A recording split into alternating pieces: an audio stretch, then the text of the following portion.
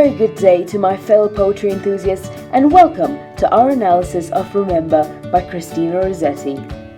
Right here we have a portrait of our wonderful poet of the day, Christina Rossetti. This was a portrait done by her painter brother, Dante Gabriel Rossetti. He was a very popular painter at the time, I might add, and this captures her perfectly in her youth, probably around the time when she penned the poem. She penned the poem, Remember, at the age of 19. Down here I've included some general information about our poet, pretty mundane stuff. Interestingly, Rossetti was devout Anglican. She's even said to have pasted strips of paper over the more blasphemous passages in A.C. Swinburne's poetry, so pretty radical stuff. At age 18, she fell in love with James Collinson. She was later engaged to him, but broke off that engagement 2 years later when he became a Roman Catholic. In 1862, she once more fell deeply in love, but again refused to marry because her partner at the time had no firm religious faith. So you will see that these two broken love affairs are reflected in many of her poems, and you'll find that as we dive into Remember. Let's head straight into our analysis, shall we? I guess the very first thing which strikes you is the form and structure, and we see that we have at our disposal right here a Petrarchan sonnet. It's got an octave and a sestet. So I'm going to very quickly, if you don't mind, I'm going to mark out the ending right here of our octave, and then that would mark the start of our sestet as well. And what's really interesting is that usually a sonnet deals with love, positive imagery, and here it's really dealing with death. Why would someone at the age of 19 be having such morbid thoughts? Well, at about the age of 15, Rossetti was diagnosed with a pretty bad disease at the time, so I guess that could have been the reason, as well as the fact that she had that relationship which broke off at around this age, so that could be another reason. Now, looking at the poem, the first thing that's going to strike you is the number of times we encounter the word remember. It's up here at the start of the sentence, it's up there again. Coming down further, we see it coming up again and again, and of course our very title. Now at the start, we get the word remember coming as the very first word, and that's an imperative that is commanding. Remember me when I'm gone away. Where is she going? Where is our speaker going? Gone far away. Oh, now we're placing some distancing into this entire thing. Into the silent land.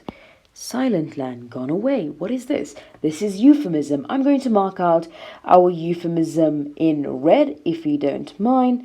Euphemism is essentially lessening the blow. So our speaker does not want to say death explicitly, but she's visually representing this with words like gone away, silent land. And then we come down further down here to when you can no more hold me by the hand. And that's quite a direct juxtapositioning to having gone away. Here, this is a lot more intimate. So quite a juxtapositioning. No, I half turn to go, you're turning stay. Now this is a lot more ambiguous, this line right here, because this could be interpreted as any common day scenario. Yes, she's walking out of the house and then she turns to come back and embrace him before she leaves. Or if you layer it up and go a little more complex on this, you could think maybe she was having thoughts of leaving this relationship. Maybe it was tumultuous. Maybe she had thoughts of walking away, but decided on giving it another shot. So I guess that is open to your interpretation. Coming down to line 5, we see the imperative once more, commanding, remember me. You tell me of our future that you planned. Very interesting sentence.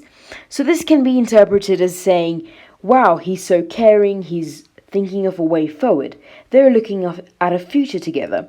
But look at this choice of pronouns. You tell me of our future that you planned.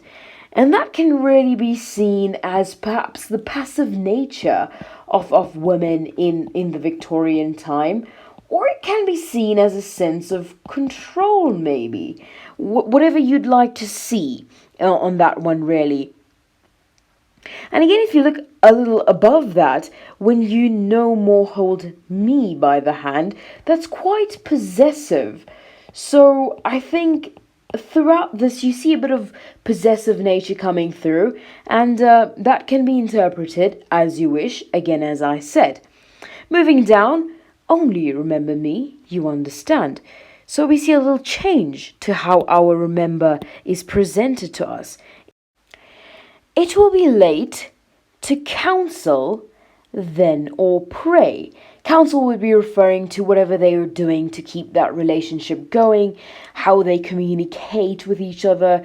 I don't think there was a form of therapy at that time, but potentially something of that nature.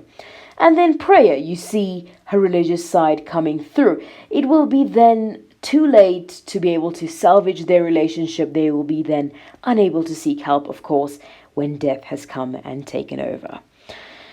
And that marks the end of our octave. We reach now our sestet, yet. Very key, yet represents the volta in our sonnet, and you see the change it brings. Yet if you should forget me for a while. Wow, now we're talking about forgetting. We were so set on remembering. Now there's a change in heart, a change in mindset. And afterwards, remember, do not grieve. So she's changed her mind on that one. She's lessening her degree of commandment. For if the darkness and corruption, what is this darkness and corruption that we see? This represents, again, a little bit of a periphrasis or a euphemism, if you will. Darkness and corruption would represent death. Also, the beloved would be in a mental state of darkness upon her death. So it's quite twofold in that regard. Then moving down again, a vestige, that's referring to the remnants of her on this earth. The thoughts, the memories he will have of her. She would rather have him forget so that he can move on and be happy. And that's rather powerful. That's a really powerful thing to say, that someone that you loved can forget you, because that's something that's very difficult to accept. I'm going to move up and just point out some technical things that we might have missed. Here we've got a bit of alliteration coming through with the H's. Coming down to our line of ambiguity, I'm sure you'll remember this one. That one uses a bit of inversion, so that's probably another reason we take a little while to understand that. And there's a little more inversion coming down to this line as well.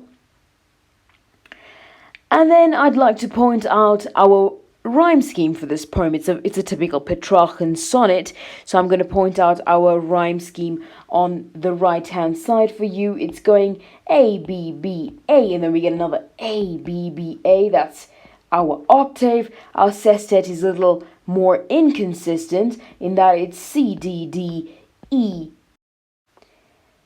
C, E. So you see there that it's very much mournful and consistent in the octave, whereas the sestet is a little more upbeat. There's a change there. Rossetti effectively uses the octave to address memories and remembering, while the sestet focuses on the process of forgetting and moving forward. The break in rhyme we see in the sestet really flows with the whole change in content of the poem at that stage, and really shows and underlines the change in heart which is had by our speaker. The very first thing we encountered was the repetition of remember, and that is coming through, of course, for multiple reasons. You can see them popping up, and really it just shows the degree of her love, the degree of her concern, and how she feels as we progress and use the word remember more in this poem. Here I've brought us the differences in tone and mood between the octave and the sestet, and this really underlines the change in heart that our speaker has. In totality, looking at the poem Remember by Christina Rossetti is all about the paradox of wanting to be remembered and then forgotten. The speaker's awareness of her impending death and its effect on her beloved's memory of her really comes through as a central idea in the poem. The speaker does not want to be remembered with sadness. Some noteworthy features of the poem is the simple language which conveys the heartfelt and genuine love the speaker feels for her beloved. The placing of remember is really key in this poem. Looking at the title and then lines 1 and 5, you see remember coming forward as an imperative. Here it is commanding. In line 7 we see only remember. In line 10 you see afterwards remember. In line 14 you see better you should forget than remember. And this really shows the power of the request decreasing. The power of the request to be remembered is fading. The state of mind and heart is changing. The attitude of the speaker altogether changes. And this really shows that our speaker is quite unselfish, self-sacrificing and thoughtful in wanting her loved one to move on when she passes away. And that brings us to the very end. Hope you enjoy this one, and I'll see you next time.